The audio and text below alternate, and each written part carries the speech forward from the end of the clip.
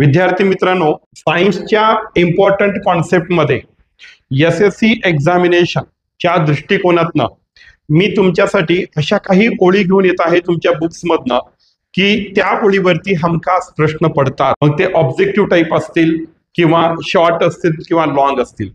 त्यामुळे ज्या महत्वाच्या ओळी आहेत तर हे आपण सायन्स पार्ट 2 मधून आपण या ओळी घेतलेल्या आहेत. म्हणजे इम्पॉर्टंट कॉन्सेप्ट म्हणा किंवा लाईन्स म्हणा त्या मी तुमच्यासाठी घेऊन येतोय. ज्या गोष्टी मी पुढील 3 महिन्यामध्ये तुम्हाला सांगणार आहे त्या सगळ्या गोष्टींवरती फोकस करा.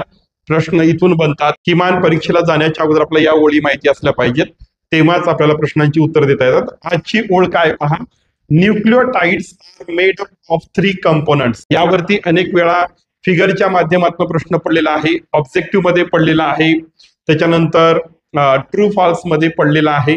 सो यामध्ये पहा काय म्हटलंय, nucleotides are made of 3 components. Nucleotide हे 3 घटकांनी बनलेलं असतं. मग ते महत्वाचे घटक कोणते आहेत त्यावरती प्रश्न विचारलेला आहे. पहा त्यातला पहिला महत्वाचा जो घटक आहे तो आहे फॉस्फेट. तो आहे कोणता? फॉस्फेट. सेकंड जे आहे ते आहे शुगर. आता शुगरला स्पेसिफिकली जर ऑप्शन मध्ये दिला असेल तर त्या ठिकाणी तुम्हाला दिलं जाईल पेंटोज शुगर. ओके. आणि तिसरा जो महत्वाचा कंपोनंट आहे तो आहे नायट्रोजेनस बेस. हे 3 महत्वाचे घटक कंपोनंट एकत्र आल्याच्या नंतर काय तयार होत असतात? तो न्यूक्लियोटाइड्स तयार होत असतात.